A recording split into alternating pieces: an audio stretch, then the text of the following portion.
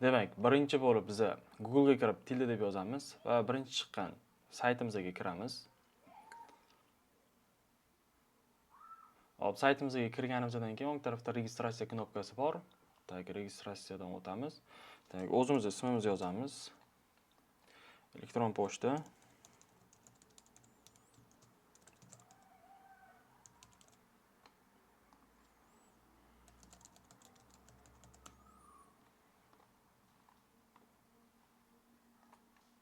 Registratsiya.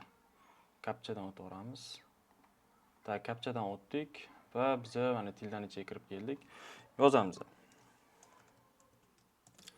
Web sayt Bruno. Sozdать. Proyektimizning nomini yozamiz. Xohlaganimizcha nom qo'ysak bo'ladi. Ana endi biz birinchi o'rinda yangi stranitsa sozdать qilishimiz kerak. Uning uchun sozdать новую страницу qilamiz. Пустая страница. Пустая страницаdan keyin zero blok. Biz zero blokdan ishlaymiz va redaktировать blok knopkasini bosib biz redaktировать qilishga o'tamiz. Bu yerdagi hamma bloklarni o'chirib tashlaymiz. Chap taraf tepada plus knopkasi bo'ladi. Ana shu plus knopkasini bosib video deganini bosamiz. Bizga mana video qo'yib berdi. Biz bu yoqqa link qo'ysak bo'ldi. Videoga link qo'yamiz. O'ng tarafda bizani panelimizda type deyapti. Type'imizni biz mp4 ga o'zgartiramiz. YouTube emas, biz o'zimizning videomizni qo'yamiz. Video URL ga men qo'yadigan mana shu linkni berib qo'yaman. Pastda videoning tagida ana shu linkni qo'yasizlar. Videoni linkini qo'ydik. Pustoy joyga bitta bosib olamiz, загрузка bo'ladi, bo'ldi. Bizning videomiz joylandi. Endi videoni bosib yana qaytadan biz o'zgartiradigan narsalarimiz bor. Autoplay'ni bosib qo'yamiz. Ovoz o'zi avtomatik yo'q bo'ladi. Loopni yoqib qo'yamiz. Kontrollerlar play, ovoz, ular kerak emas, hammasini berkitib qo'yamiz. Contain bu turaveradi. Bo'ldi. Buni olamizda, mana tepa panelimiz W da widthda qalinligini 100% ga o'tkazib qo'yamiz. O'rtaga olib. Va konteyner degan joyiga bosib turib, grid konteynerni window konteynerga o'zgartirib qo'yamiz.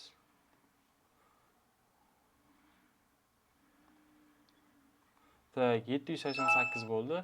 Page'imiz pustoy joyiga bosamiz, page'imizni, ya'ni mana bu oq pustoy joyimizni ham razmerini o'zgartirishimiz kerak bo'ladi. Uning uchun pustoy joyiga bosib turib, mana bu videoyimizning razmerini yozib olamiz. 788. Bo'ldi. Mana bizning page'imizning razmeri katta bo'ldi. Qolgan matnlarni ham hammasini xuddi shunaqa ko'rinishda terib chiqasizlar. Xo'p, demak, terib chiqqanimizdan keyin birinchi bo'lib biz videoga, ya'ni boya qo'ygan videoyimizga animatsiya berishdan boshlaymiz. Uning uchun videoyimizni tanlab olamiz. O'ng tarafdagi panelimizda pastga tushadigan bo'lsa step by step animatsiya bor. Add qilamiz. Add qilganimizdan keyin eventimizni block on screen qilamiz. Ya'ni mana shu blok ekranimizda ko'ringan vaqtda animatsiya bo'ladi. Demak, steplar qo'shamiz. Birinchi stepimiz step bo'lgandan keyin durationini, ya'ni vaqtini 0 qilib qo'yamiz va razmerini 30% qilamiz. Mana shu holatda kichkina holatdan kattalashib keladi. Demak, ikkinchi step qo'shamiz. Ikkinchi stepimizni vaqti 1/3 bo'ladi. Razmerimiz 100% hisobida bo'ladi. Ana shu holatda. Endi, xo'p, animatsiyamizni ko'ramiz. Mana shu holatda animatsiya ishlayapti. Xo'p, bizda animatsiya, ya'ni imенно videoni kattalashishi qandaydir zerikarli bo'lib qolyapti. Shuning uchun biz step 2 da turamizda easing degan bo'limidan biz ease in out qilamiz va edit knopkasini bosib turib, mana bu tepadagi polzunokni bu yoqqa tortib qo'yamiz. Mana shu holatda play qilib ko'radigan bo'lsak, play element mana shu holatda sal qiziqroq va chiroyliroq animatsiya bo'ladi. Endi mana bu tekstlarimizga ham animatsiya beramiz. Tekstimizni tanlab olamiz. O'ng tarafdagi panelimizni tushiramiz. Bu yerda basic animation degani bor. Mana shu joyda animatsiya turini fade in left qilamiz. Animatsiya vaqtini 0.6 qilamiz va distansiyamizni 150 qilamiz. Mana shu holatda ko'rinishda animatsiya bo'lishi kerak va animatsiyamizni copyright qilamiz. Animatsiya degan joyda vstavit qilamiz. Qaytadan belgilab bitta pastga tushib olsak, hop, hamma ma'lumotlar turibdi, faqat delay, ya'ni kechikishini 0.3 sekundga qilib qo'yamiz. To'g'ri, ikkalasi bir vaqtda chiqmasligi uchun. Hammasini play qilib ko'ramiz. Mana shu holatda ketma-ket chiqib keladi.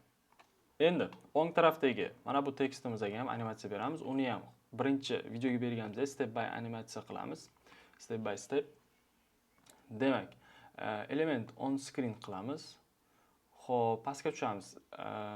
Step qo'shamiz. Birinchi stepimiz minuti durationi, ya'ni vaqti 0 bo'ladi.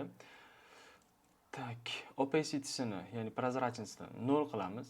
Yana bitta step qo'shamiz. 0,1 sekund qilamizda opacity'mizni 100% qilamiz. Yana bitta qo'shamiz. Buniki 0 bo'ladi. Yana bitta step qo'shamiz. Buniki hop 0,1 vaqti 0,1 bo'ladi, opacity'si 0 bo'ladi. Step 4 qo'shamiz. Hop, step 4'imizda ham vaqti 0,1. Opacity'si 100 bo'ladi. Step 5 qo'shamiz. Step 5da bizning vaqtimiz 0,2 bo'ladi. Opacity'miz 0% bo'ladi. Va 6-chi qo'shamiz 0,2 va opacity 100% holatda qoladi. Bitta play qilib ko'ramiz. Mana shu holatda bizning elementimiz animatsiya bo'ladi. Demak, hamma elementlarimiz bitta animatsiyasini ko'ramiz.